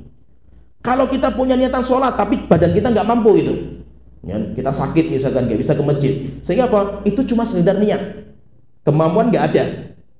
Nah, kata para ulama, yang menciptakan iradah, Yang menciptakan kudrah itu Allah Ta'ala. Sehingga apa? Sekarang bertanya gini, kenapa kok Anda itu pengen sholat gitu? Itu dari mana munculnya itu? Sholat itu nikmatnya apa sih gitu? Sekarang gini, saya tanya itu, Anda mondok itu, Anda mondok itu nikmatnya apa? Dari mana muaranya? Kok bisa muncul keinginan mondok itu? Kan kita nggak tahu juga itu. Kok tiba-tiba saya itu pengen mondok gitu? Ya kan? Kenapa kok Anda nggak minum khamar saja gitu? Tapi alhamdulillah kok muncul dalam keinginan, dalam hati saya itu keinginan untuk berbuat ibadah gitu. Nah, siapa yang memunculkan keinginan itu siapa gitu? Allah yang memunculkan. Ya, paham ya? Tergambar ya? Maka itu apa? Allah Ta'ala mengatakan wa habbaba ilaikumul iman. Allah itu membuat hati kalian itu cinta sama keimanan. Wa karraha ilaikumul fusuqa wal isyan. Allah membuat hati kalian itu benci sama dosa itu. Kenapa kok Anda itu nggak berbuat dosa? Kan dosa itu asyik gitu. Karena saya nggak pengen gitu. Nah, kenapa nggak pengen itu? Ya saya nggak tahu juga itu. Kok kenapa hati saya itu pengen ibadah gitu? Ya kan? Munculnya itu dari mana gitu? Ya, paham ya? Jadi merciknya itu apa istilahnya ya? Connect-nya itu dari mana? Sekarang gini. Antum ketika sekolah dulu lihat banyak perempuan gitu. Masuk connect semua sama perempuan, cinta semua kan itu. Nafsu sekali antum kan gitu. Dari semua perempuan itu mesti ada satu yang paling connect itu. Connect-nya cepat sekali, tingginya itu. Kalau lihat mukanya langsung kelepek-kelepek saya itu. Pertanyaan, kok bisa antum tuh tingginya itu sama dia gitu loh? Ya, paham ya? Kenapa kok harus mencintai dia? Kenapa nggak yang lain itu? Nah, itu yang mengetingkan itu siapa gitu loh, paham ya? Ngonekkan itu siapa itu? Kan bukan keinginan kita itu. Kita nggak bisa ngatur gitu. Paham ya, tergambar ya? Itu yang memunculkan irodah itu siapa itu? Allah yang menciptakan. Sehingga apa? Allah yang menciptakan irodah kalian. Yang kedua, Allah yang menciptakan kudrah, kemampuan. Ketika ada orang hamba diberikan sama Allah irodah untuk berbuat baik, kemampuan untuk melaksanakan, maka perbuatan itu muncul. Ya, tergambar ya? Paham ya? Ada orang yang Allah sesatkan, maksudnya apa? Allah munculkan keinginan untuk berbuat dosa dalam hatinya, muncul. Setelah itu ketika Allah sesatkan apa? Ketika sarananya semuanya dimudahkan itu, akhirnya orang itu berbuat dosa. Maka ibadah yang dia kerjakan itu makhluk ciptaan Allah dilihat dari kehendak dan kudrah. Paham ya? Makhluknya, ini perbuatan kita itu makhluk, dilihat dari mananya itu? Karena Allah yang menciptakan iradah dan Allah yang menciptakan kudrah kita. Tapi makhluk, perbuatan kita itu dinamakan dengan usaha kita. Kenapa? Karena kita yang berjuang untuk mewujudkan. Sehingga musabibnya kita itu, yaitu kita itu yang mubashir, kita itu yang mengamalkan langsung gitu. Sehingga layak kita itu dihukum ketika kita berbuat dosa, dan kita itu diberikan balasan ketika kita itu berbuat ibadah. Bagaimana, paham ya? Lah, Allah itu standarisasi untuk mengadab seseorang itu bukan karena percikannya itu, bukan karena percikannya itu, tapi siapa yang mubashirnya itu. Paham nggak saya istilahnya itu? Jadi standarisasi Allah membalas dengan kebaikan dan Allah membalas dengan azab dilihat pada mubashirnya. Siapa yang mengamalkan itu? Paham ya? Siapa yang mengamalkan itu? Bukan siapa yang memercikan itu gitu. Yang memercikan Allah gitu. Orang itu berbuat dosa atau orang itu berbuat kebaikan, Allah yang mempercikan itu. Tapi ketika Anda yang mengamalkan, Anda yang mengusahakan, dan Anda menikmati perbuatan itu, maka Anda itu layak untuk diazab. Ya, paham ya, tergambar ya? Gimana, mumet nggak ini? Ya, paham ya? Contohnya misalkan gini. Jadi paham ini, takdir itu bukan paksaan. Paham ini, takdir itu bukan paksaan. Kenapa? Karena orang itu mengamalkan dengan keinginan sendiri kan gitu. Contohnya misalkan nih, ada orang berzina. Sampai akhirnya dia itu berzina lah, bisa mewujudkan, bisa mengamalkan zinanya itu. Kenapa seperti itu? Karena dia itu punya keinginan berzina. Yang kedua, karena dia itu punya kemampuan. Ketika dia itu percik dalam hatinya, dia keinginan berzina itu merupakan niat dia. Dia sudah memiliki niat seperti itu. Kemudian dia mengamalkan itu karena kemampuan dia, kehendak dia sendiri itu. Dia yang mengusahakan itu. Maka dia itu layak untuk diazab. Kecuali kalau ada orang yang dia itu nggak punya keinginan sama sekali. Enggak, saya nggak pengen berzina, saya dipaksa sama Allah ini. Saya pengen saya pengen lari, nggak bisa saya itu. Nah, berarti kan kita nggak menikmati ya, kita nggak mengusahakan itu, maka kita nggak layak diazab. Kenapa? Mukroh, kita dipaksa. Takdir itu bukan paksaan. Takdir itu sesuatu yang rahasia di balik itu, di mana bahwa Allah akan mempercikan bagi orang yang Allah berikan hidayah itu keinginan untuk beribadah. Ya kan? Contohnya misalkan, wa may yuridillah ayyahdiyahu yasrah sadrahu lil Islam. Siapa yang Allah pengen berikan hidayah, Allah akan bukakan hatinya untuk Islam. Sehingga kok tiba-tiba saya itu pengen masuk Islam gitu, nggak tahu dari mana gitu munculnya itu. Ya paham ya? Keinginan itu, terbukanya hati untuk beribadah, itu namanya hidayah. Ya, itu namanya hidayah. Kesesatan itu nanti ada dua. Kesesatan yang dimulai dari awal itu keinginan. Allah pengen menyesatkan dia itu. Bagaimana caranya itu? Allah mempercikan dalam hatinya itu perbuatan dosa dan maksiat, sehingga dia itu pengen sekali berbuat dosa itu. Yang kedua, nanti penyesatan secara perbuatan, dimudahkan, pintu-pintunya itu terbuka lebar semuanya itu. Akhirnya keinginan dia itu mudah sekali dijalankan. Kenapa? Pintunya semuanya dibukakan gitu. Nah, itu namanya dosa. Makanya itu perbuatan hamba itu makhluk ciptaan Allah Ta'ala, tapi usaha dia. Makhluk ciptaan Allah dan usaha dia. Sehingga apa? Orang itu layak untuk diazab karena dia yang berusaha. Dia pun juga layak untuk diberikan kenikmatan karena dia yang berusaha.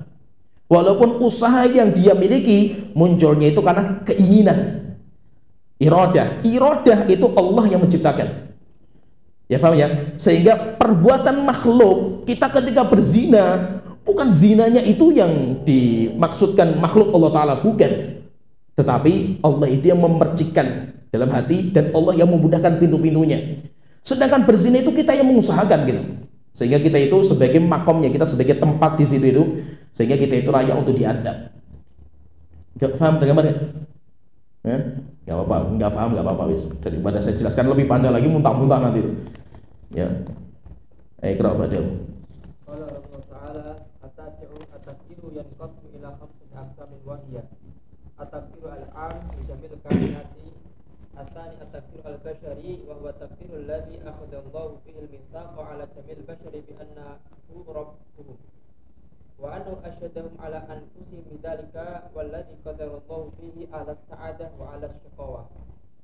At-tsalitsu at-takfiru al-umuri wa huwa takfiru kulli ma yajri 'ala al-'abdi bil ladun nafruhi fihi ila nihayati ajalihi. Arabi at-takfir as-sanawi wa huwa takfiru ma yajri kullu sanatin wa dhalika lailatul qadari min kulli sanatin. Al-khamisu at-takfiru al-yawmi wa huwa takfiru ma yajri kullu yawmin kama qala ta'ala kullu yawmin huwa fi sya'an, suratul Rahman. Poin yang ke-9, at-takdir yanqasimu ila khamsati aqsam. Penetapan Allah terhadap sebuah kejadian itu ada 5 macam. Penetapan Allah menetapkan itu ada 5 macam penetapan. Wahia yang pertama, penetapan yang pertama dinamakan dengan takdirul am li jami'il kainat.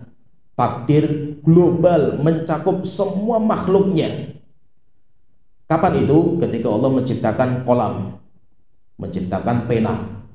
Setelah itu nanti pena itu menggaris, menggores semua kejadian yang terjadi sampai hari kiamat. Apa yang ditulis? Semua kejadian. Sampai Allah telah mengatakan itu, wa ma tasqutu min waraqatin. Tidak ada satu daun jatuh di hutan belantara. Wala habbatin fi dhulumatil ardh. Tidak ada satu biji di dalam dasarnya tanah, di dalamnya tanah. Wala rabbin wala yabisin. Tidak ada yang basah dan tidak ada yang kering, illa fi kitabim mubin, kecuali semuanya terdata di kitab yang jelas, yaitu apa? Lauhul Mahfuz. Sehingga kalau ada daun jatuh itu sudah ada di Lauhul Mahfuz. Sampai ada biji di dalam tanah, kemudian bijinya tumbuh nanti itu bijinya satu itu sudah ada di Lauhul Mahfuz, lengkap, detail. Itu namanya takdir am, penakdiran Allah secara global mencakup semua makhluknya itu. Kapan itu dikerjakan? 50.000 tahun sebelum menciptakan langit dan bumi. Nanti menjadi khilaf di antara para ulama, apa makhluk yang pertama yang Allah ciptakan? Apakah kolam atau arsy? Ada yang mengatakan kolam, karena Rasulullah mengatakan awwalu ma khalaqallahul qalam. Makhluk yang Allah pertama kali ciptakan itu pena. Tapi kita katakan pena itu makhluk pertama untuk muqayyadnya, yaitu untuk semua yang ditakdirkan dengan pena itu, yang dituliskan pena itu, maka pena itu yang pertama. Tapi kalau awaliyahnya itu mutlaqah, jadi nanti para ulama mengatakan awaliyah itu kepertamaan makhluk itu nanti ada dua, awaliyah mutlaqah, kemudian yang kedua awaliyah muqayyadah.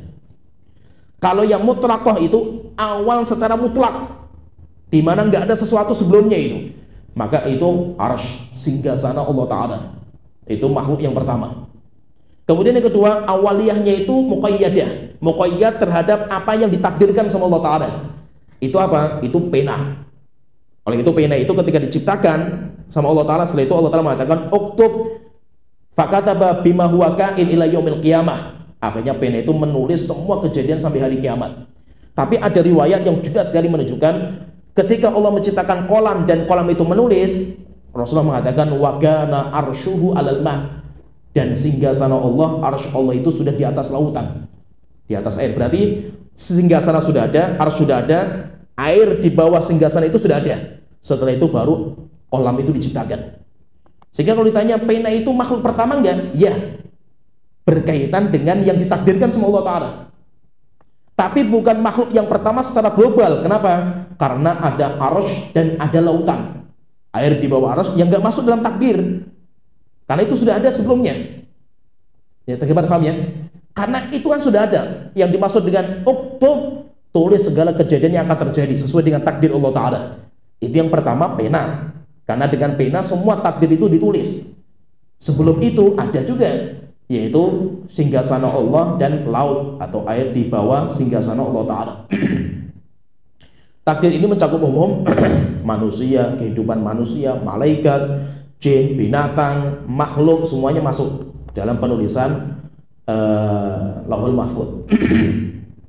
Kemudian kedua, takdir basyari, takdir yang mencakup kehidupan manusia saja. Ini takdir basyari. Kapan itu? Wa huwa takdirul ladzi akhadallahu fihi al-mitsaq. Takdir ketika Allah mengambil perjanjian ala jami'il basyar, untuk semua manusia, bi annahu rabbuhum, bahwasanya Allah adalah Tuhan mereka, wa annahu asyhadahum ala anfusihim bidzalika, dan Allah mempersaksikan mereka atas perjanjian itu. Walladzi qaddarallahu fihi ahlas sa'adati wa ahlas syaqawah. Di situ Allah nanti akan bedakan penghuni surga, penghuni neraka. Kapan itu terjadi? Setelah Nabi Adam diciptakan. Jadi Nabi Adam diciptakan itu, setelah itu takdir manusia, mana yang ke surga, mana yang ke neraka jahanam, ditetapkan sama Allah Ta'ala. Sehingga ketika Nabi Adam itu diciptakan itu, Allah mengusap punggungnya Nabi Adam, dikeluarkan punggung yang kanan, semua cikal bakal anak Nabi Adam yang masuk surga.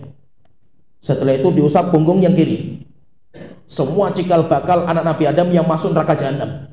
Nabi Adam kalau lihat ke kanan tertawa karena melihat wajah mereka itu berseri-seri. Nabi Adam kalau lihat ke kiri, Nabi Adam menangis karena wajah mereka muram.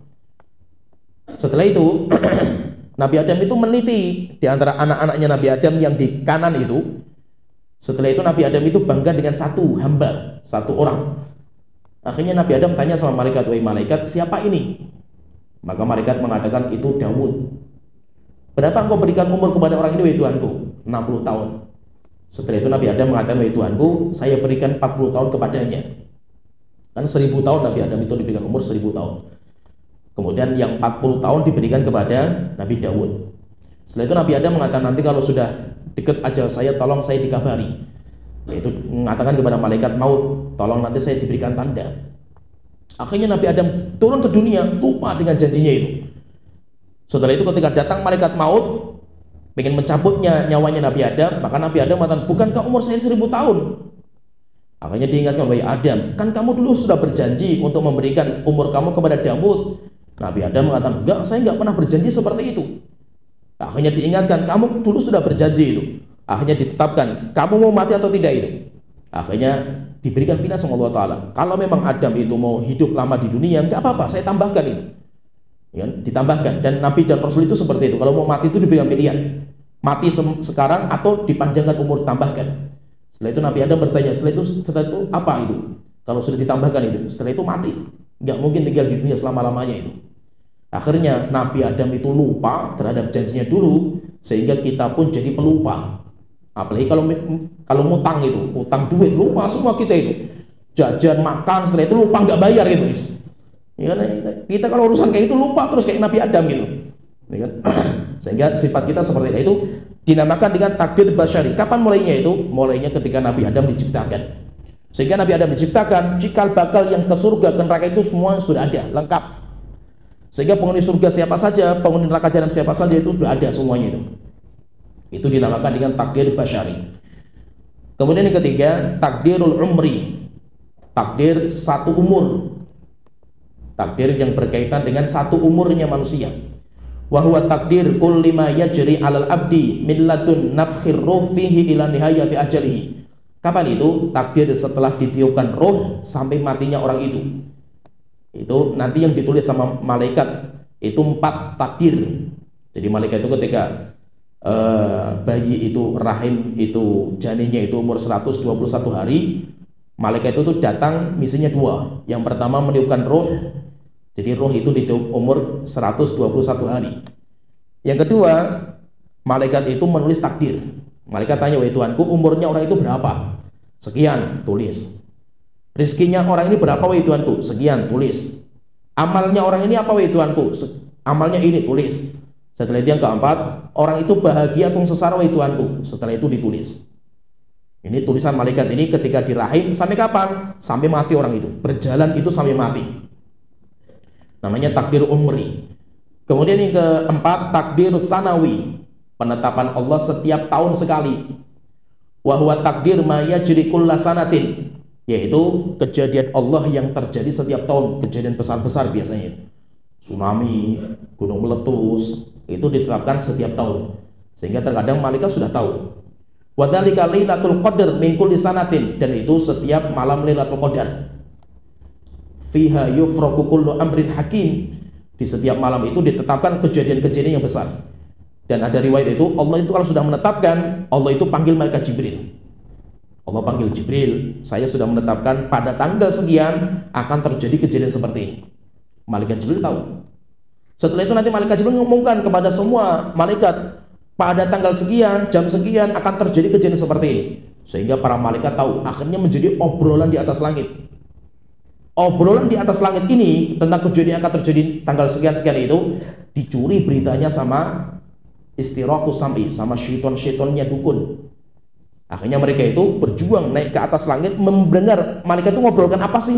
Oh, tanggal sekarang terjadi tsunami itu. Turun ngabarkan kepada tukang ramal, ngeramalkan, dan rupanya ramalannya mereka itu benar. Kenapa? Karena sudah bocor masa itu ramalan itu, kejadian itu sudah menjadi obrolan para malaikat, dicuri sama jin-jin yang mencuri berita langit.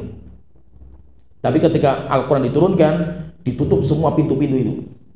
Padahal mereka mengatakan, kami itu dulu itu punya tempat-tempat maqaid, kita itu punya tempat-tempat duduk untuk mendengar obrolan malaikat itu. Tapi sekarang itu nggak bisa. Setiap kita ingin mendengar, sambar dengan petir itu, disambar dengan bintang itu. Rupanya Al-Quran itu diturunkan, sehingga Al-Quran itu ketika diturun itu bersih murni, tidak ada campuran dari curian berita-berita langit ini. Kemudian yang kelima, takdir yang kelima itu takdir setiap hari. Takdir yaumi, takdir setiap hari. Wa huwa takdir ma yajri kulla yaumin, takdir yang terjadi setiap hari. Sebagaimana Allah Ta'ala berfirman, kulla yaumin huwa fi sya'an. Setiap hari Allah itu berada pada kesibukan. Sibuknya apa? Allah itu sibuk untuk menetapkan kejadian di hari itu. Dan itu berarti penulisan takdir atau penetapan takdir Allah itu ada 5 macam ini. Penetapan takdir itu ada 5 macam ini. Iqra.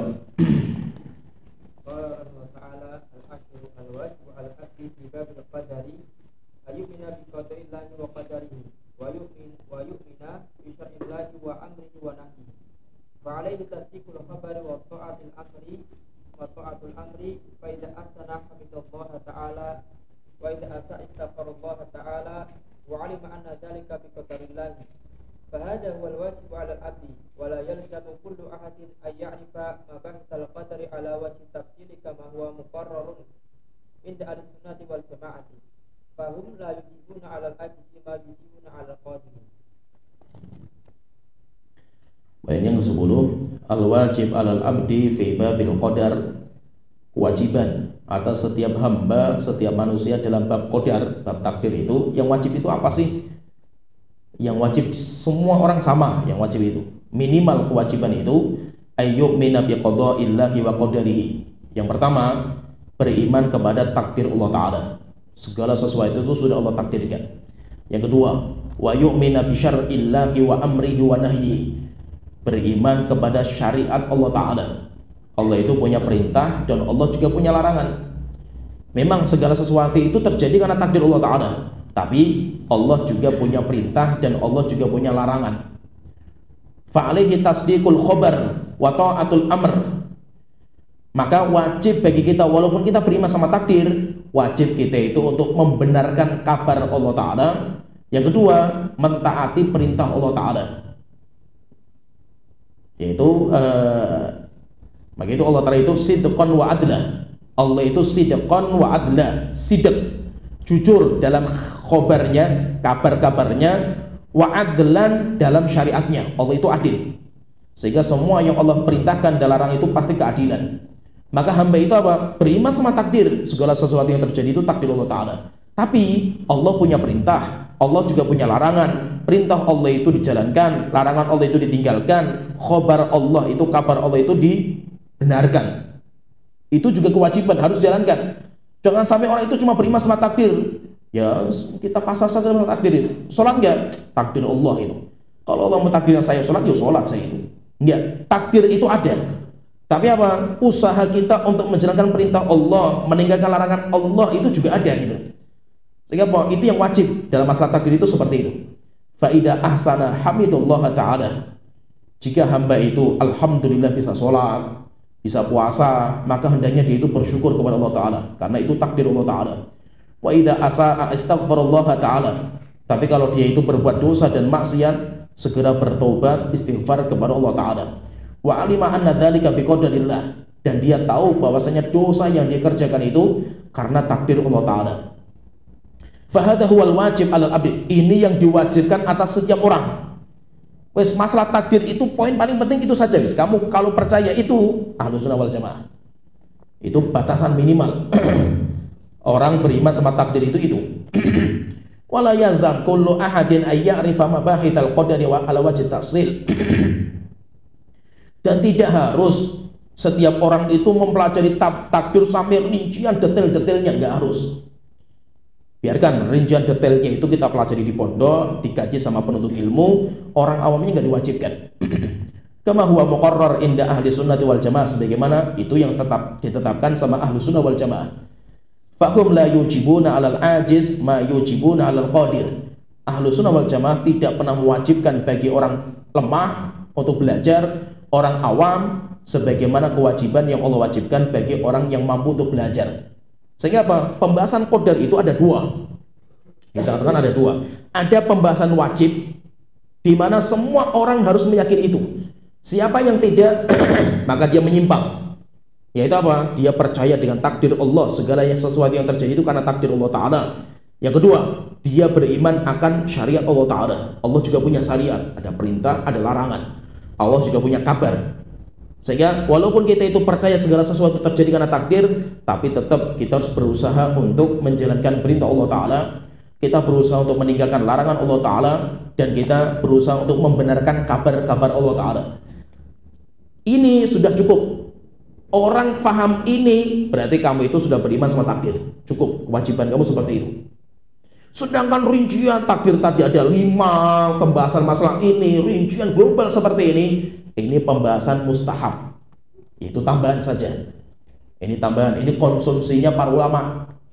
Sedangkan orang awam itu nggak layak untuk disampaikan seperti ini. Kenapa? Jelimet, semakin mumet mereka itu. Kalau mumet bisa menyimpang akidah mereka. Sehingga apa? Akidahnya orang awam itu mudah, jangan dibuat susah. Sedangkan pembahasan para penuntut ilmu itu beda dan nggak bisa disamakan. Oleh itu apa? Majelis itu beda. Antara majelisnya orang awam dengan majelisnya para penuntut ilmu itu beda, nggak bisa disamakan. Ali bin Abi Thalib saja mengatakan hadithun nasa bima ya'rifun. Ngomonglah sama orang itu sesuai dengan kadar akal mereka. Jangan terlalu muluk-muluk kita itu bicara sama orang, akhirnya apa? Jadi fitnah. Maka itu nggak bisa disamakan antara majelisnya orang awam dengan majelisnya orang ulama, itu beda majelisnya itu. Maka kewajiban bagi orang awam beda sama kewajiban terhadap ulama, karena ulama itu paham rincian-rincian ilmu, sehingga mereka harus mengkaji, mereka harus mempelajari rincian-rincian sampai detail-detailnya itu. Orang awam enggak, sehingga kewajiban bagi orang awam beda dengan kewajiban atas ulama. Iqra. Qala rahimahullah ta'ala 11 al-iman bil qadari la yunafi ayakuna li'abdi masyiatun fi af'ali al-ikhtiyariyat wa yakuna lahu qudratun 'alaiha bal lahu masyiatun wa qudratun wa huma tabi'atani li masyiatillahi wa qudratihi. Poin yang ke-11, al-imanu bil qadari la yunafi ayyakuna lil abdi masyiatun fi af'alihi al-ikhtiyariyati.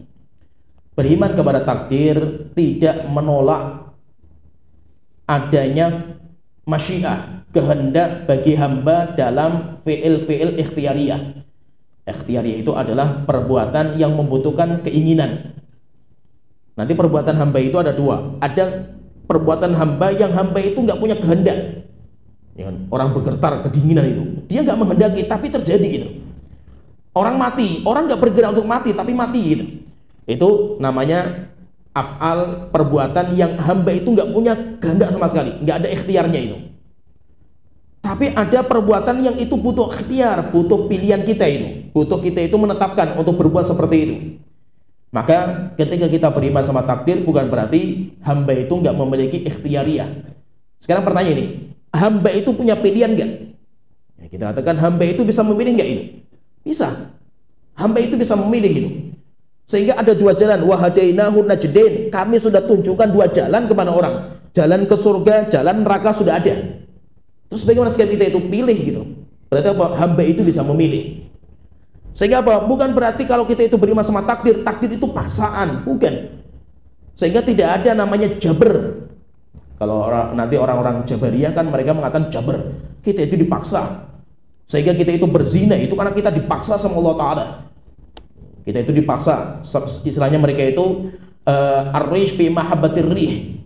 Kita itu ibaratnya kayak angin yang seperti bulu yang diterbangkan sama angin. Atau istilahnya kita itu kayak wayang golek kita itu. Wayang kita itu. Allah itu dalangnya, sehingga Allah yang menyetir kita semua itu. Sehingga mereka nanti kelompoknya dinamakan dengan Jabariyah. Orang yang meyakini bahwa kita itu dipaksa dengan takdir Allah Ta'ala. Allah nggak pernah memaksa. Sehingga seorang hamba itu berbuat karena keinginan dia sendiri, karena nggak ada paksaan. Tetapi orang itu diberikan keinginan untuk memilih. Silakan pilih. Ini ada dua jalan ini. Silakan kita itu memilih itu. Tapi yang perlu diyakini bahwa pilihan kamu, keinginan kamu, dan kamu itu menjalankan sebabnya kemampuan kamu itu semuanya berada pada kehendak Allah dan kemampuan Allah Ta'ala. Sehingga kita memilih, boleh nggak memilih? Bisa. Sekarang misalkan ini ada dua jalan ini. Adzan, orang dengar adzan, ini jalan menuju masjid.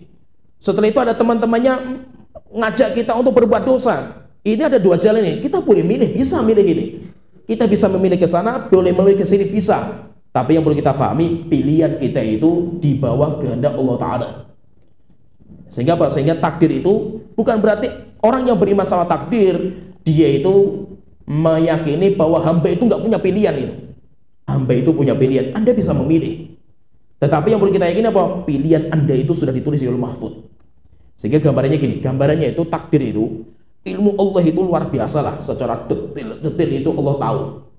Jika seandainya, ini gambaran mudahnya lah, Nabi Yakub ketika Nabi Yusuf itu mimpi kan, menceritakan mimpinya itu, saya itu melihat 11 bintang, rembulan dan matahari itu sujud sama saya, wahai bapakku. Langsung kaget Nabi Yakub itu. Akhirnya Nabi Yakub mengatakan, la taqsus ru'yaka ala ikhwatika. Nah, kamu jangan ceritakan mimpi ini kepada saudara-saudara kami itu. Kenapa? Nanti mereka akan membuat tipu daya itu.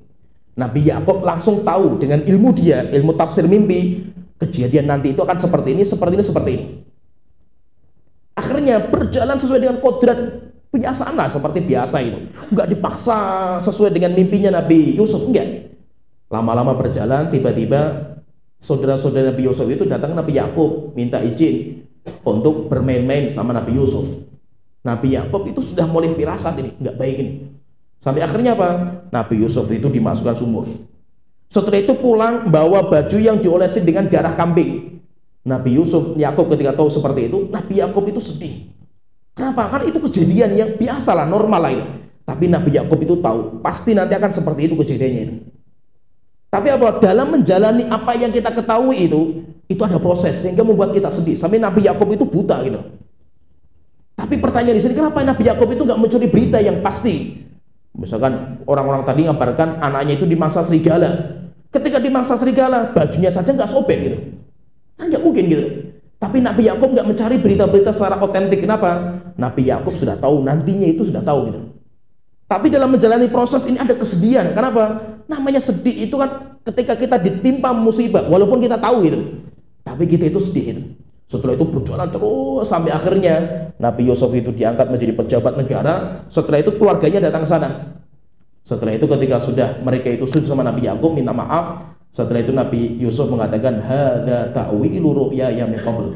Bapakku, rupanya ini tafsir mimpi itu. Jadi kalau seandainya sekedar Nabi Yusuf, Nabi Yakub dari mimpi saja sudah tahu nanti akan kejadian seperti itu. Apalagi Allah Ta'ala. Allah lebih dahsyat ilmunya Allah Ta'ala. Sehingga 50.000 tahun sebelum Allah menciptakan langit dan bumi, Allah sudah tahu semua itu. Ya, paham ya? Jadi sudah tahu nanti kamu akan seperti ini, kamu akan seperti itu, Allah tahu semua itu. Sehingga apa? Allah sudah tahu pasti nanti kamu akan milih ini. Pasti nanti kamu akan milih ini, pasti kamu akan milih. Allah tahu itu. Allah tahu, tapi kita diberikan pilihan, silahkan kamu milih itu. Sehingga apa? Kita itu punya kehendak untuk memilih, tapi pilihan kita itu sudah ditulis di Lauhul Mahfuz. Karena Allah tahu cakupan ilmu Allah yang luar biasa. Sehingga harus kita pahami, bukan berarti kalau kita beriman sama takdir, kita itu berarti menolak keinginan hamba dalam mewujudkan ikhtiar mereka itu. Hamba punya kehendak, hamba punya pilihan, manusia itu punya kehendak, silahkan memilih itu. Tapi semua pilihan kamu itu di bawah pilihan Allah Ta'ala. Allah sudah menghendaki, Allah sudah menulis di Lauhul Mahfuz, Allah sudah tahu pilihan kamu itu kan seperti itu, tidak mungkin meleset. Sehingga nggak ada kontradiksi antara ikhtiar keinginan hamba dengan takdirnya Allah, itu nggak ada kontradiksi. Bukan berarti ketika Allah mentakdirkan berarti hamba itu nggak punya pilihan. Hamba itu punya pilihan, silahkan memilih. Wahadainahu najdain, sudah kami tunjukkan dua jalan, silahkan pilih dua jalan itu. Allah sudah tahu Fir'aun itu nggak mungkin beriman, tapi apa? Untuk menjelaskan, yaitu hujah, sehingga Fir'aun nggak punya alasan, sehingga apa? Takdir itu bukan hujah gitu. Allah itu kalau seandainya Allah pengen langsung penghuni neraka, masuk neraka jahanam, Nabi Adam diciptakan, mampu Allah Ta'ala itu, dan Allah nggak zalim. Tapi Allah pengen menutup pintu hujah itu. Li'alla yakuna linnasi 'alallahi hujjatan ba'da rasul, supaya nanti orang itu nggak punya hujah di hadapan Allah Ta'ala. Akhirnya apa? Harus diterapkan semua itu.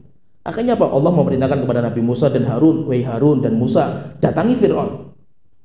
Faqula lahu qawlan layyinan, ucapkan kepada Fir'aun ucapan yang baik supaya dia itu bertobat. Tapi Allah sudah tahu nggak mungkin bertobat dia itu. Paham gambar ya?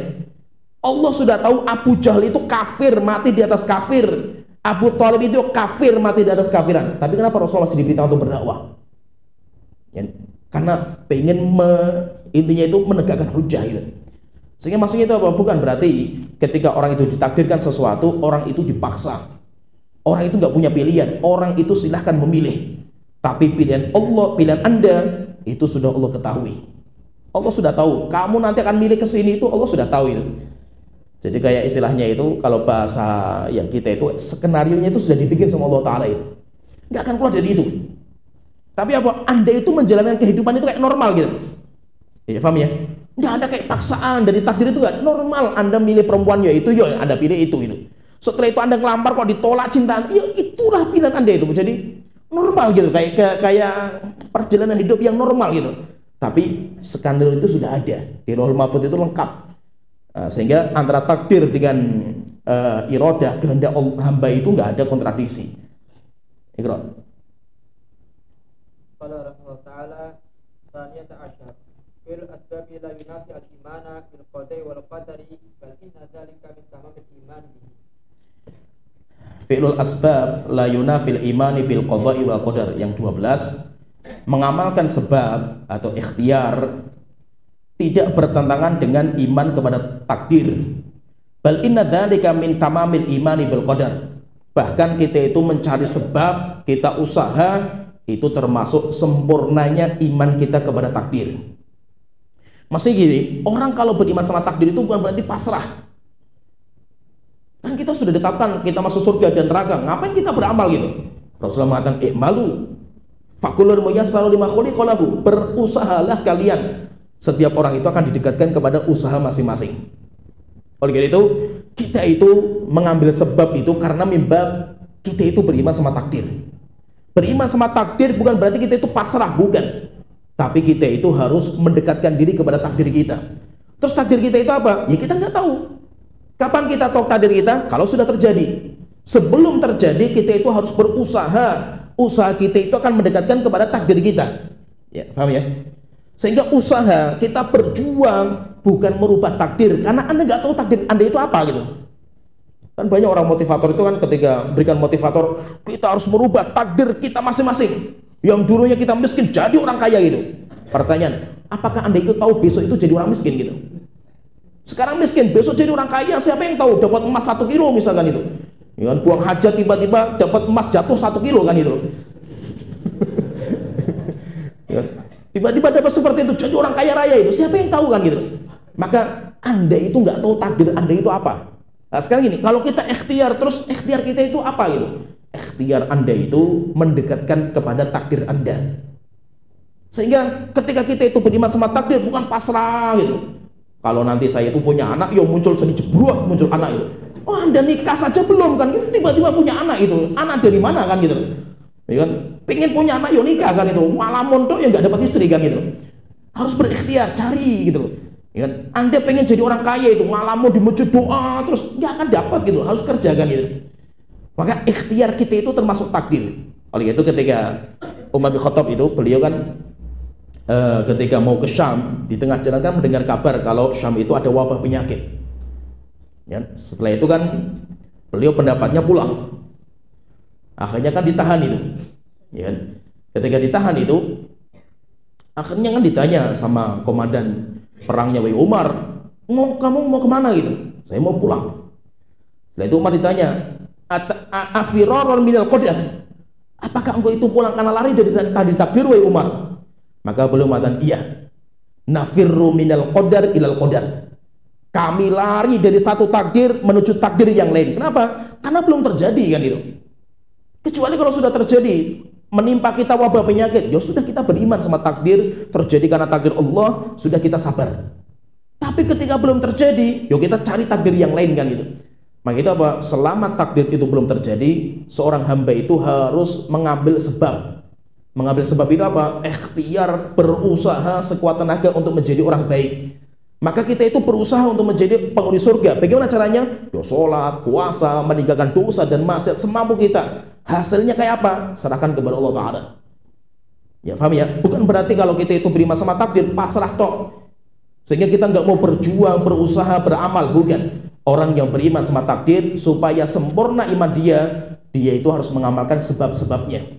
Harus mengamalkan usaha. Usaha dia akan mendekatkan kepada takdir dia masing-masing. Ya, sampai di sini pembahasan kita. Nanti sambung di pertemuan nanti setelah maghrib, pertemuan yang kedua. Kita masih di poin ke-12. Ya, sampai di sini pembahasan kita. Wa akhiru da'wana alhamdulillahi rabbil alamin. Sallallahu alaihi wa sallam.